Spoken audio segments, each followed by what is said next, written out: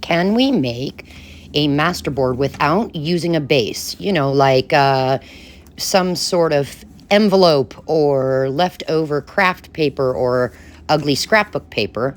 Can we just start building it?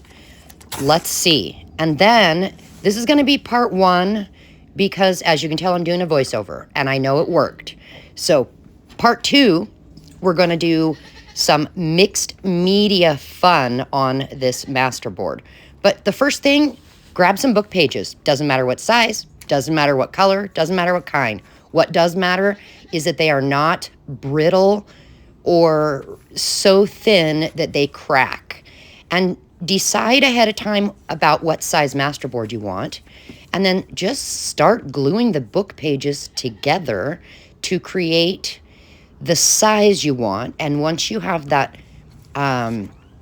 dimension that you want, then go ahead and grab maybe some different types of book pages, different color of paper. This is where you can bring in your brittle pages, your antique and vintage book pages, all different sizes, all different colors.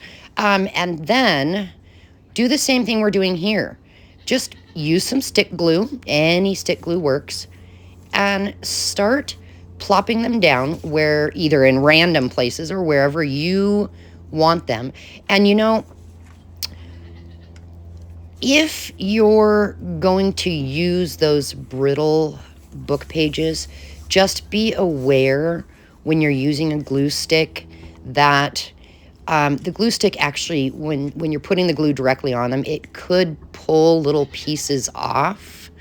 So you might want to think about maybe putting the glue onto the place where you're going to put it first, then put the dry book page down. So I almost have the size I want. What's happening here, the reason that I'm doing this is I wanted to find a new way to make a masterboard, but it is because I'm making a masterboard for someone else. We are actually going to swap masterboards. And who knows if she'll see this or not, but I thought maybe you might want to try this as well. So here I have some French book page, old Sears catalog. Yes, the pages are kind of brittle, but this here is a Portuguese dictionary. And let me tell you, it's from the early 1800s and it is very brittle. So I do want to be careful with that. I do know by the feel of this Sears catalog paper that I can put my glue directly on it, but I do need to be, fairly gentle. And then I'm just going to plop it down here. Now, how thick? How many layers do you need to do? That's up to you. You want to think about what are you going to do with it. If you're going to make tags, then most likely on the back, you're going to want to put something that's blank. Coffee-dyed paper, craft paper, something like that. So keep in mind that'll be another layer. If you're going to use it as a journal cover, you want to think, don't make it so thick you can't bend it. If you're going to make, say, what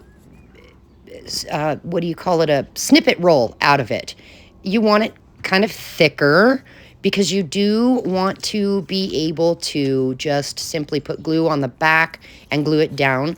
And yet you also want to make sure that with a snippet roll, if you want to, say, just rip a small piece off, then you don't want it too thick. So just kind of think ahead of time. What am I going to use this for? For me, I don't know what she's going to use it for. So I'm just going to kind of reinforce the edges and corners and kind of act like I'm doing a book page collage.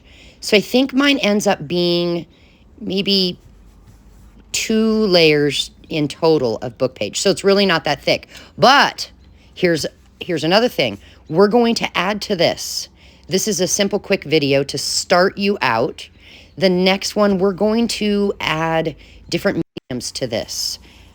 So it's going to give it more thickness. Let's say if you use acrylic paint, that's going to make it a little more stiff and a little more thick.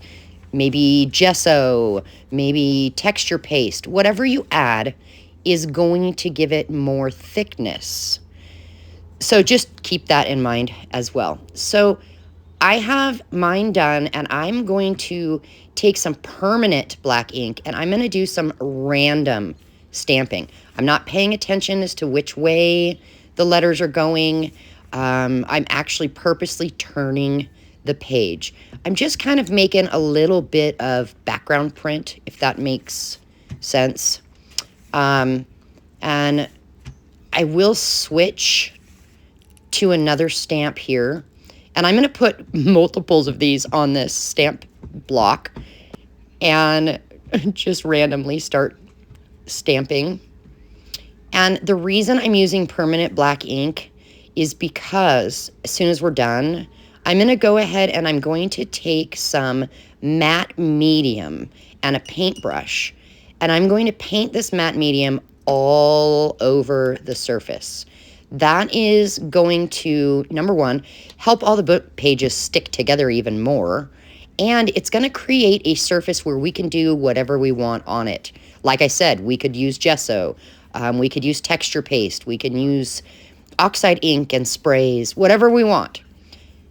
Now, had I have used ink with those stamps that was not permanent, this would be squishing and mushing around. So then this is going to need to dry, and I try to let mine dry a couple of hours at least.